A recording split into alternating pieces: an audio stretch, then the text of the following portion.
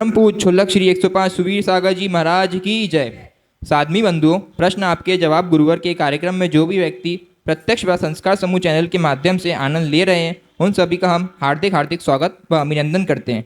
हम इस कार्यक्रम को प्रारंभ करें उसके पूर्व गुरुदेव का मंगल आशीष ग्रहण करते हैं एवं अपने दोनों हाथों को जोड़कर मुनिवर के पावन चरणों में 3 बार नमोस्तु निवेदन कर कार्यक्रम को प्रारंभ करते हैं। हे स्वामी नमोस्तु नमोस्तु नमोस्तु। महाराज जी, एक ऑनलाइन प्रश्न आया है। आज छोटी दीपावली है और एक साथ चतुर्दशी भी है, तो उसका क्या महत्व है दोनों चीज़ों का? देखो, ऐसा है, ये चर्चा तो पिछले 2-3 दिन से चल रही है। दीपावली शब्द को देखें, दीप आवली दीपावली, जो दीपकों की पंक्तियां होती हैं और उस पंक्ति को लेकर ये दीपावली शब्द बना है। इसे दीपावली के पावन प्रसंग में अनेक महापुरुषों के प्रसंग समाहित हैं। सब लोग जानते हैं, जहाँ पर भगवान राम गृहस्थ अवस्था में अपने सीता जी को लेकर अपने भाई लक्ष्मण के साथ अयोध्या आए थे, वो दिन था दीपावली का। जैन धर्म में अंतिम तीर्थंकर महावीर स्वामी जी जब संसार के सब प्रकार के विकारों को छोड़ करके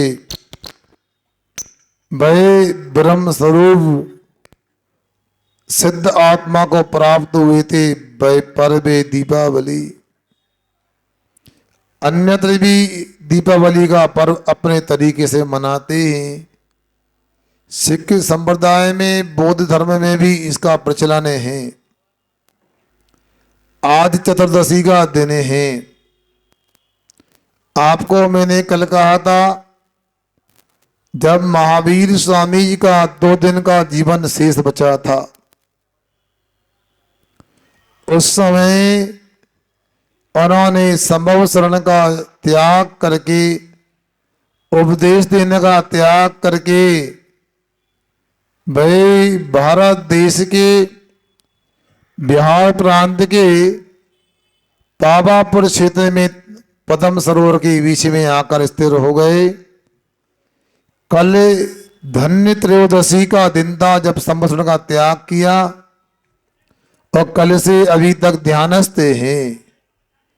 और ऐसा ध्यान वे प्राप्त कर रहे हैं जिससे जो रचे पचे विकार हैं, शरीर है, इसको भी छोड़ करके वे मोक्ष को जाएंगे। कल त्याग का दिन था तो आज ध्यान का दिन है। कल त्याग महोत्सव था तो आज ध्यान महोत्सव है, और कल अमावस्या को निर्वाण महोत्सव मनाएंगे। कल और आज के दिन का, इसलिए मेदवे कल और आज का दिन नहीं होता तो अमावस्या की प्रातः बेला में भगवान को मोक्ष भी नहीं होता। इसलिए हमको आज विशेष आत्मा पंच परमेश्वरी का ध्यान करके आज के दिन को सार्थक करना चाहिए। के लिए श्रीमान विजयंत जी जैन। महाराज जी, मेरी 2 जिज्ञासा हैं। सबसे पहली जिज्ञासा यह है कि हमारे यहाँ जो मुनि संत आदि होते हैं, वो किसी कारण वैराग्य होता है, उसके बाद धर्म पथ पर आगे बढ़ जाते हैं, शायद ऐसा ही है। तो आचार्य श्री को किस कारण से वैराग्य हुआ? वो तो आचार्य ज्ञान सागर जी के दर्शन के लिए गए थे और फिर उनके साथ ही हो गए, तो उन्हें ऐसा क्या वैराग्य किस चीज़ से हुआ जिसके कारण वो इस पद पर आगे बढ़े? और दूसरा इसी से संबंधित प्रश्न यह है कि बालक विद्याधर तो 5वीं या 8वीं क्लास तक पास थे, लेकिन आचार्य श्री विद्यासागर जी जो हैं वो ज्ञान के सागर हैं। तो जो आज का किताबी ज्ञान है वो और धार्मिक ज्ञान जो है, इसमें कोई मेल जोल है अथवा नहीं है? मतलब कम ज्ञानी, कम पढ़ा लिखा व्यक्ति भी बहुत अच्छा संत महात्मा बन सकता है क्या महाराज जी? नमोस्तु महाराज जी। देखो, ऐसा है, थोड़ा अपने को अध्ययन करना चाहिए। आपने आचार्य श्री जी के परिप्रेक्ष्य में दो प्रश्न पूछे हैं। पहला तो यह है, आपने कहा कि ज्ञान सागर जी मिल गए वहीं रुक गए, ऐसा नहीं। वैराग की बात है तो भजन वगैरह सुनते हैं, आप लोग बोलते हैं कोई दर्शन देख विरक्ति, कोई मृतक देख बैरागी, जो बिन कारण दीक्षा लेता पूर्व जन्म का त्यागी। कोई दर्शन दर्पण को देख करके, कोई मुर्दे को देखकर बैराग को धारण कर लेता है। जिसको कोई भी कारण नहीं मिलता तो पूर्व जन्म का त्याग करने वाला बैराग अवस्था को धारण करने वाला होता है। नियम नहीं है कि बाहर कोई प्रेरणा स्रोत मिले, निमित्त मिले। अब जहाँ तक आपने बालक विद्याधर की बात की, जब वो बचपन में खेला करते थे तो सुनते वो गिल्ली अंडा खेलते थे, एवं गुल्ली उचक के किसी गुफा में पहुंच गई। वहां ये कोई मुनि राज विराजमान थे, संभवतः मुनि आदि सागर जी जो भी थे। उस समय उन्होंने वहां तदबाड़ सूत्र भक्तामर आदि सुनाया था या पढ़ने की प्रेरणा मिली। इसके बाद में उनकी भावना रही, बाद में दक्षिण में आचार्य देशभूषण महाराज का सत्संग मिला, उनसे ब्रह्मचर्य व्रत लिया, उनके संग में कई समय तक रहे, कई वर्ष तक रहे। इसके उपरांत उनको लगा हमारा और अच्छा उत्थान भाई हमारा राजस्थान में रहने वाले मुनि ज्ञान सागर जी महाराज के चरणों में संभव है। वहां से यहाँ पर आए तो यहाँ पर उन्होंने जाने के लिए नहीं आए थे और उन्होंने कह दिया कि मैं आजीवन गाड़ी का त्याग करता हूं, वाहन का त्याग करता हूं। और यहाँ उनकी मुनि दीक्षा हो गई। फिर आपने पूछा वो 5वीं 8वीं पास नहीं, 9वीं कक्षा तक उनने अध्ययन किया था। इसके बाद इतना ज्ञान कैसे हो गया? सुनो, हम हंसी में लोगों से बोलते हैं आप लोग स्कूल कॉलेज गए? हाँ गए। कितने स्कूल में पढ़ाई की तुम लोगों ने? 1 में कि 2 में? 2 में की होगी। एक आध कॉलेज में गए होंगे, मतलब 2 स्कूल 1 कॉलेज, ज़्यादा नहीं। 3 स्कूल कॉलेज में पढ़कर इतने तुम समझदार पढ़े लिखे हो गए। और हम लोग तो ऐसे हैं, एक स्कूल में रात रुकते हैं, एक स्कूल में आहार करते हैं, तीसरे में सामायिक करते हैं। इतने वर्षों में कितने स्कूल में पढ़ लिख के आ गए बताओ? तो इसलिए आप लोगों का ज्ञान कम होता है, महाराजों का ज्यादा हो जाता है। किंतु यथार्थ यह है, देखो पुस्तकों से ज्ञान नहीं होता, पुस्तकों से ही ज्ञान प्राप्त होता। तो जितने पुस्तक छापने वाले और पुस्तक बेचने वाले होते हैं, उनको दुनिया में सर्वाधिक ज्ञान होता। मगर नहीं, पुस्तकों से ज्ञान नहीं होता, विद्यालयों से ज्ञान नहीं होता। जो सच्चे मन से, अच्छे मन से अहिंसा धर्म की आराधना साधना करता है, उसे अपने आप ज्ञान होता चला जाता है। अब जिन आचार्य महाराज ने 50-55 वर्ष तक अहिंसा धर्म की साधना की हो, तो उनके पास जितना ज्ञान है उससे भी ज्यादा हो जाए तो अतिशयोक्ति नहीं होना चाहिए। पुस्तकों से नहीं, अहिंसा धर्म से साधना करने से, तपस्या करने से ज्ञान की वृद्धि होती है। आप अपने बच्चों को भी समझाओ, ये पुस्तक के कीड़े मत बनाओ, उनको देव शास्त्र गुरु से जोड़ो, पाठशालाओं से जोड़ो। आपको अभी आचार्य विद्यासागर जी की तरह ज्ञान प्राप्त हो सकता है। अगली जिज्ञासा के लिए श्री अरविंद जी एडवोकेट, इसके बाद तैयार रहिए श्रीमती ज्योति जी जैन। नमस्ते महाराज जी, आज आपके चरणों में हम बारंबार इस भाव से नमोस्तु करते हैं कि हमारी अधूरी तैयारी के बावजूद भी आज आपका चतुर्मास पूर्ण हुआ है, लेकिन हम अधूरे के अधूरे रह गए, क्योंकि जो हमें लाभ लेना चाहिए था वो लाभ हम वैसा ले नहीं पाए। लगता है कि सरोवर में रहते हुए भी हम प्यासे रहे हैं। महाराज जी, कल रात में 12 बजे एक नींद सोने के बाद मेरे मन में कुछ भाव आए, वो भाव मैं प्रकट करना चाहता हूँ, क्योंकि गुरु उपकार का श्रावक को हमेशा ध्यान रखना चाहिए। सुना दूँ? धन्य हुए हैं भाग्य हमारे, धन्य सुअवसर पाया है, गुरुवर का चौमासा पाकर पुलकित मन हर्षाया है। विद्या गुरु की अनुकंपा से, निर्णय गुरु की कृपा, कुछ शब्द बदल गया, खैर, निर्णय गुरु के निर्णय से 3 समय की देश न देकर ज्ञान का अलख जगाया है। नहीं पता था चौमासे में इतने शुभ दिन आवेंगे, सिद्ध चक्र विधान का मंडल सब मिलजुल के रचाएंगे। गुरुवर का चौमासा पाकर पुलकित मन हर्षाया है।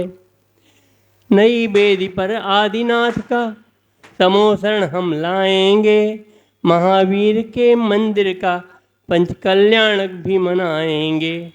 घर घर ज्ञान की ज्योति जली जगी है, जन जन मन मुस्काया है, गुरुवर का चौमासा पाकर पुलकित मन हर्षाया है। पता भी नहीं चला है कैसे चौमासा ये बीत गया, सबने पुण्य कमाया इतना, कर्मों का गहरा रीत गया। गुरुवर के चरणों की रज से अपना भाग्य जगाया है, गुरुवर का चौमासा पाकर पुलकित मन हर्षाया है। थोड़ी और कृपाब कर दो शांतिनाथ नव मंदिर की, शिलान्यास का क्या कहना, मंदिर बन जाए जल्दी ही। गुरुवर के तप ध्यान ज्ञान से ऐसा अवसर आया है, गुरुवर का चौमासा पाकर पुलकित मन हर्षाया है। महाराज जी, आपने महसूस किया होगा, मैंने इटारसी के सभी मंदिरों का अपना मंदिर माना है, और इसीलिए मुझे ऐसा लगता है कि सब काम जल्दी जल्दी हो जाए। ऐसा आपका आशीर्वाद रहेगा तो निश्चित ही होंगे, मुझे ये पूरा विश्वास है। नमोस्तु महाराज जी। शंका तो कर लो। चलो, वकील साहब अपनी कविता बीच में ले आए, अच्छी बात, उनकी भावना थी। ऐसा लगा उन्होंने चातुर्मास की समाधिका पेश कर दी अपनी कविता में, मगर ऐसा है ना, तैयारी अधूरी थी ना आप अधूरे रहे। जिसका जितना भाग होता है उतना लाभ प्राप्त करता है। आगे अगली जिज्ञासा के लिए श्रीमती आशी जी जैन। चरणों में नमोस्तु। महाराज जी, कल के शंका समाधान में एक प्रश्न आया था कि तीर्थंकर को मतलब जो जन्म होता है और उनको स्नान के लिए सची लेके जाती है सुमेरु पर्वत पर, सची लेके जाती है तो बोले जा। हाँ, तो हमारा उससे मतलब 2-3 प्रश्न हमारे लिए उठे हैं उससे कि तीर्थंकर का जो स्नान होता है वो कितनी बार होता है, बोलो बोलो मतलब, बोलो। और मुनिराज जो रहते हैं उनका स्नान प्रतिदिन तो नहीं होता, मतलब मुनिराज स्नान नहीं करते हैं। तो फिर हमारा प्रश्न ये था कि अपन भगवान का अभिषेक प्रतिदिन क्यों करते हैं। हो गया। हाँ, देखो, पहली बात बता दें आपको, सची तीर्थंकर बालक को प्रसूति गृह से लेकर आती है और प्रसूति गृह के बाहर सौदर में इंद्र उस बालक को अपने हाथों में ले लेता है। फिर सौदर में इंद्र और इंद्राणी ऐरावत आदि के माध्यम से वह सुमेरु पर्वत पर तीर्थंकर बालक को ले जाता है। एक बात यह हो गई। दूसरी बात, मुनि महाराज स्नान नहीं करते, ये निश्चित है। ना कभी कभी करते ना प्रतिदिन करते हैं। स्नान का त्याग है, मुनि रात का जल स्नान नहीं करते हैं। अब इसके बाद में आपने तीसरी बात पूछी कि तीर्थंकर का स्नान कितनी बार होता है। अब तीर्थंकर तो प्रतिदिन स्नान करेंगे, दीक्षा नहीं होगी तो उसके पहले तो रोज स्नान करेंगे, मगर सामान्यतः 3 स्नान होते हैं, 3 अभिषेक होते हैं।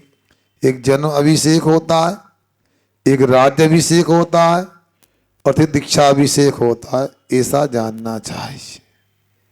ठीक। अगली जिज्ञासा के लिए श्रीमती ज्योति जी जैन। शिव जैनेतर ज्योतिष जो होते हैं वो कहते हैं कि त्रयोदशी के दिन ये चीज़ें खरीदो, 5 चीज़ें खरीदो, ये खरीदो तो माला माल रात में मतलब रात भर में आप माला माल हो जाएंगे। तो क्या जो जैन ज्योतिष और उस ज्योतिष में कुछ फर्क है क्या? हाँ तो कोई बात नहीं है, आप भी 5 खरीद लो। रात में पानी नहीं पियेंगे 1, सामायिक करेंगे 2, छान के पानी पियेंगे 3, पूजन अभिषेक करेंगे 4, हो गया। 2 प्रतिमा ले लेते, ऐसा हो गया। 5 वस्तु ले लो, माला माल हो जाओगे, क्या बात है। देखो सबका अपना कहना होता है, सीधा यह है बाहर के परिग्रह से उत्थान नहीं होता, अंदर के आत्मा के गुणों को प्रकट करने से उत्थान होता है। इसलिए अपने को बाहर की संपत्ति नहीं, आत्मा की संपत्ति प्राप्त करने का पुरुषार्थ करना चाहिए।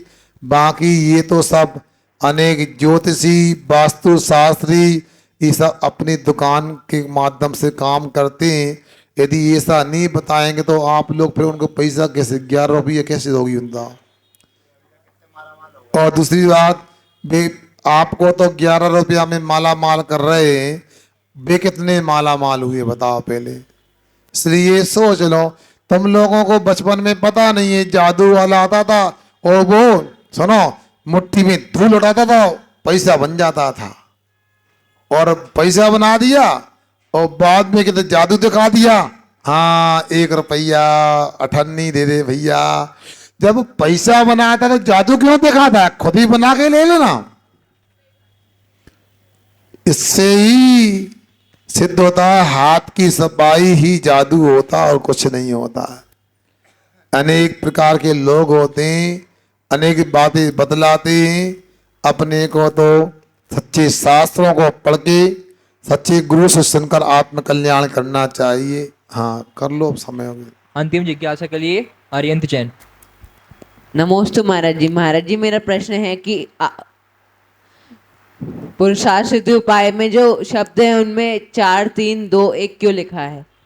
हाँ कुछ अक्षरों के ऊपर, श्लोक के ऊपर। अच्छा, वो ऐसा रहता है बेटा।